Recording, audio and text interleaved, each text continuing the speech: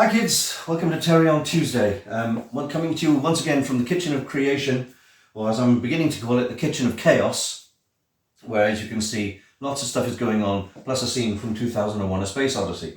I have been, as you can imagine, as I say every time, ridiculously busy. I didn't even think I was going to do this video today, so I'm going to do minimal editing and just get the opening credits and end credits on here and just upload it because time is of the essence. It's currently Sunday afternoon.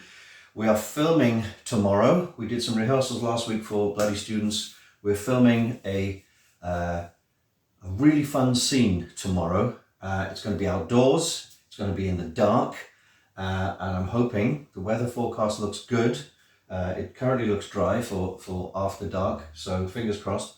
I've been running around, been making mummy feet out of slippers, the handy spray adhesive and the DIY drop cloth material, obviously. Talking of which, I have had to buy another sheet of it. These aren't, well, I say they're not cheap.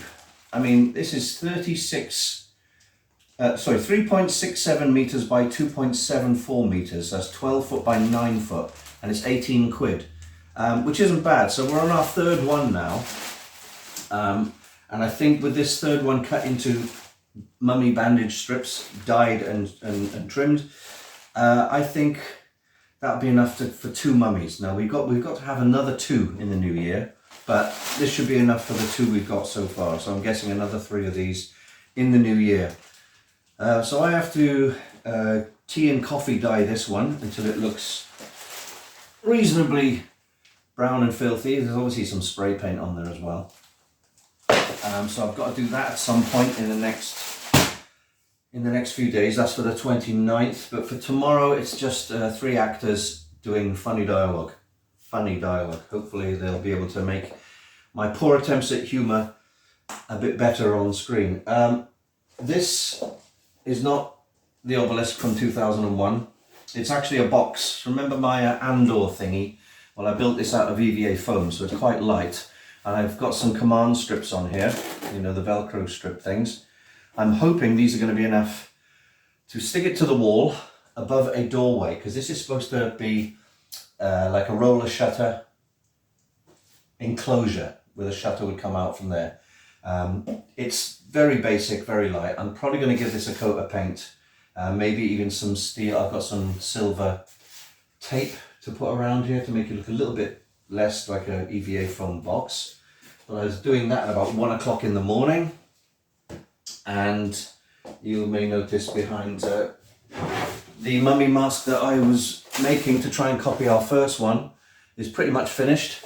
The last few days I've been painting the dummy head with liquid latex and very thin cotton wool. It's had 5 layers, and now it makes a kind of bald cap, which I'm not going to try and pull it off one-handed, otherwise I'll make a mess. It does stick to itself. I'm going to talcum powder that down, but basically it gives something to sit on the actor's head, because that is glued to that now. So we've got a face and a head. Then we wrap them all up in bandages. Talking of headgear,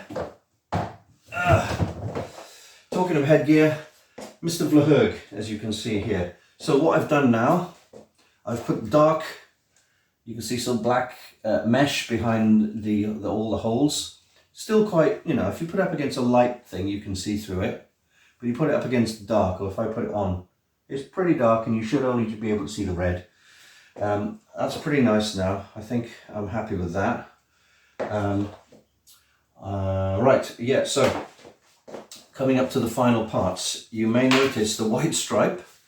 This is basically what I did, was get masking tape right over where the crest is going to go. I put masking tape all the way around where the ridge is going to go, or where the ridge currently is, and then I sprayed it. Last week, I think you'll notice, I originally sprayed it just pure red, and it was really bright. So now I've dulled it down with a misting of the russet brown that I use for my Mando, in fact. And now it's a nice kind of burgundy colour, which closer matches the leather material. And I quite like that. I think it may, once I finish doing the crest and the ridge, I think I may give it a slight coat of clear gloss varnish. I may go for matte, I don't know. I think gloss, because in the video clip it's very glossy. So I'll give it a coat of gloss, but I need to mask the things off and everything else. So you'll see the EVA foam ridge is all the way around. It's currently taped on at the back. This has been taped on all night so it can come off now. I try and leave everything 24 hours. I'm using E6000, which did arrive in the post the day after I ordered it, thanks to Amazon Prime and a friend of mine ordering it via Amazon Prime. So I decided to put the joins of this at the back where the edges join together. There's a slight gap, but that's just to be expected. I could actually fill that with another piece of foam when we're finished. There is a slight gap all the way around, but you can't do anything about that because the helmet leans in, you know, it doesn't think. But it's on there. It's been on for 24 hours. It's nice and neat at the front, which is the main thing. Yes, you can still see the hole, but that's going to be covered by the tube that holds the horns, which I still haven't kind of worked out yet. It's a piece of plastic pipe, basically. I'm going to buy some plastic pipe. I need some for the mummy costumes anyway. More into that next week. And this has stayed on so far. I don't even know if I want to take it off. I may have to take it off for transit, unless I can pack it like this and pack the horns around it and the mask, etc. Now, regarding the mask, oh, by the way, I'm going to paint this and prime it, and then I'm going to paint it with the gold hammerite, which is the same I've used for the face. So it's got that lovely hammered metallic look to it. Then the crest goes over, and then there's a sort of a final mohawk type thing that sticks above there. And that'll be the helmet basically finished. The only question or dilemma I have now is putting the faceplate on. Now the faceplate goes in this gap between the polystyrene padding and the rubber ridge. By the rubber ridge has got to be painted gold as well. Now it fits in there really tightly. I can shove that in and it's not going to move. Even you can walk around with it, it's not going to move. But I think I'll have to check this. It depends on packing. I mean, packing it's easier to have things separated. But if Mr. E is watching, as I know he is, I could actually put this in place and drill holes all the way through till we get to the faceplate, so you can work out where to put in little screws, put them in, but then you'd need to fill the holes in the foam ridge. So if you assume this would go on here like this, I'm not going to put it in the, I'm not going to try and force it in the slot with one hand, but it's kind of like that. There may be, I think you'd get away with one either side, so just at the edges here of the faceplate, just up here. Ideally maybe one in the middle to stop it from, you know, sliding down like this. But then you've, like I say, you do have to fill that there. But once that's screwed in, obviously it's much more difficult to pack. Unless I put it in an even bigger box. I think it may be easier to try and wrap this up in bubble wrap, wrap this up in bubble wrap, wrap the helmet up in bubble wrap, and then the flaps separately, and then it can all be assembled when it arrives at its destination in the good old US of A. Which, however you slice it, is not going to be cheap. Okay, so that's what's happening with the helmet. Today I may finish off the, I've got some strips here, but they're not quite right. I'm not happy with the cutting on them. But basically one's going to go right over the top here. I've left it, obviously, that masking tape gap there is so I can glue directly to the helmet without, you know, it'll have decent adhesion and not pull the paint off. So that's good. I'm happy with that. What else have I been doing? A little bit of dirtying. This was originally a brand new button, but I've sort of painted it and, you know, smudged some paint on it, make it dirty for the film. Also, I made a really long journey up to Cwmbran. It was an hour it was 10 minutes to get to Blackwood, then an hour on the bus to Cwmbran, then I walked for about an hour to take a large frame, sort of the size of, see that canvas on the wall there? Basically that size. It's going to be a map of the museum, and it needs to have all red LED lights like alarm like an alarm indicator panel, which is a job I used to do when I was in my 20s. I worked for an alarms fire detection systems company. And we used to do the maps and the plans and all that kind of stuff. Anyway, that said, I went and bought 2 pieces of wooden stick, 3 foot long, because these will actually go, if you imagine the whole, they'll go underneath either side of the thing to hold it up, and then we need to stick it to the wall using more command strips, because we're not allowed to drill holes in the wall of the venue that we're filming in. But that's all for the 29th. So I've given them a coat of grey to match the wall of the venue, which is very similar to the wall there. And yeah, I've got to make more. I've got to make another pair of mummy feet out of slippers. I've got to do the bandages. As I said, I've got to paint this. Tomorrow I've got to go to Blackwood to meet up with 2 friends to get some more things that I'm going to need for filming. And it's basically all go, kids. I need to do some more work on the mummy costumes themselves. We did a test. I'll just chuck one picture there. I did say I wasn't going to edit this, but you got to see what I'm talking about. This is Lucas dressed as one of the mummies. You will see a lot of gaps in his costume. This is what we noticed after wrapping him up tightly. As soon as he moves around, the bandages slide off the lycra because it's a spandex, lycra type suit. So we need to put patches on some of the gaps in mummy material so that they're not going to slide off and the bandages will stay better and we'll have less gaps. We can maintain some of the minor gaps, and as we're shooting in the dark with lighting and stuff, it'll look a lot better.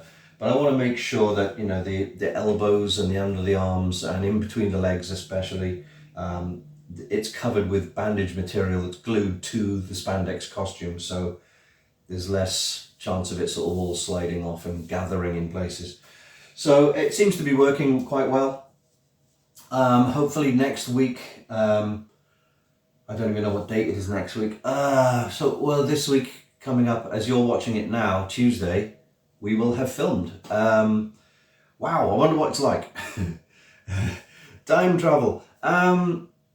But next Tuesday you'll get to see some of that, hopefully. We'll try and do a wee clip. I won't be able to edit the entire sequence. It's too much work for our current DP and cameramen because they agreed to do this filming initially in order to have some footage for us to show at the end of the year. But our big thing is Friday. Friday is for you 3 days time. 3, 2, 1. 3 days time we're shooting a very big scene that takes place near the end of the movie with Paul Putner, he of Little Britain, Peter Serafinowicz show, Downton Abbey, etc., fame. I need to show you something else I was making.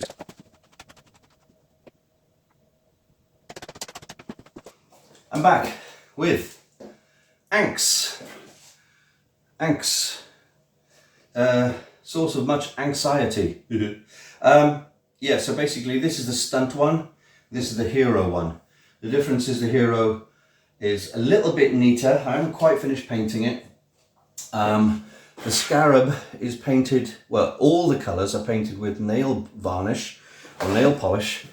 I bought a couple, but I had the nice green one donated from Loopy Frog Louise on Instagram.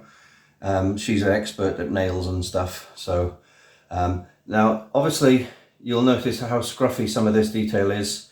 There's not much I can do about it, and I'll tell you for why. Painting on this with nail varnish, there's acetone in nail varnish and it dissolves the paint.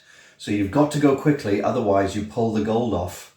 And as you can see the stain there, see that little black stain there?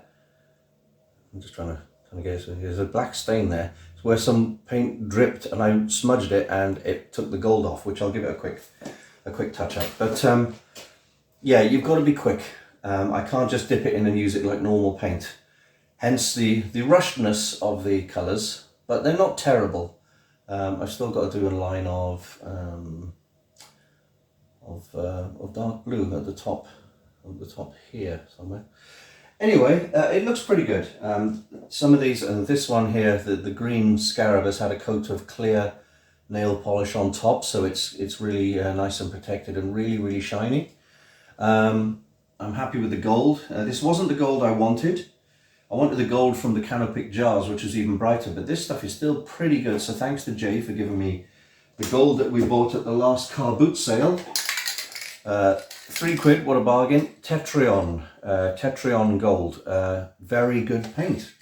Like I say, not a yellowy gold like that, more ever so slightly warm gold, like almost like a rose gold, but still it's nice and shiny, and this is all going to get a coat of clear varnish when we're finished anyway. So we've got our main tchotchkes, or not greeblies, tchotchkes or MacGuffins in film parlance. So basically, these I can already see the paint beginning to wear off down this edge. What we're going to have to do is we're using one as a hero, which is this one. This one's going to be a stunt, which means it can get handled a lot more, but we'll try and keep this one for beauty shots, etc., and obviously keep one safe. So there's something stuck to that. Yeah, and they're needed for the 29th. They are the main MacGuffin in the film that will bring the Egyptian mummies back to life. So that's been going on. I still quite haven't finished those, but I'll try and clear coat them today. Then I've got to get back to a final coat of grey to go on these.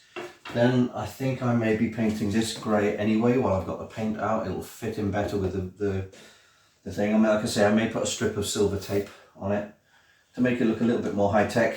And I may be collecting the big LED panel map thing, which I need to put the graphic in that I did and see all the red lights.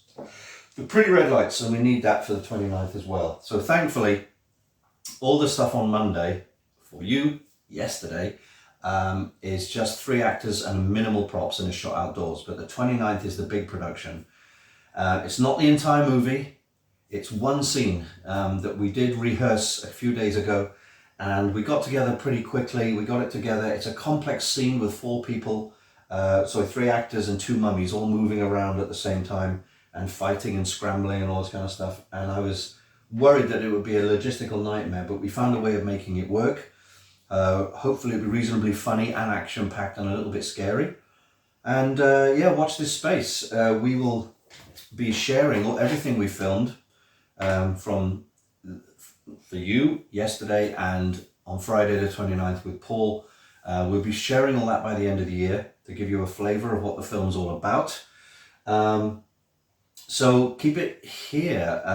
As I said in a previous video or two, the Terry on Tuesday as you know it may be ending at some point because I need to sort of prioritise day job and more important stuff rather than just making videos for the sake of making videos. There's no real point to it, especially if it's boring for you and long-winded, as we look into 18 minutes already.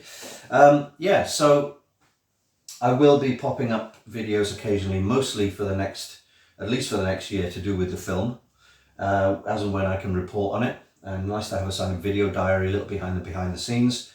And that's kind of about it. So, from me this week, a rambling rant as usual. But like I say, the Vlahug helmet is very close to finishing, to completion. But like I say, this week, Monday and Friday, lots and lots of stuff to get done in time for filming. And with that, I'm going to get back to it. It's dry outside, get the paint out, get the clear coat out and everything else. So that's it from me for this week. Thanks for sticking with me. If you haven't subscribed, do the subscribe thing. If you haven't liked, give us a thumbs up. And all comments are welcome. And obviously the not so nice comments never see the light of day. Anyway, take care now. Bye bye then.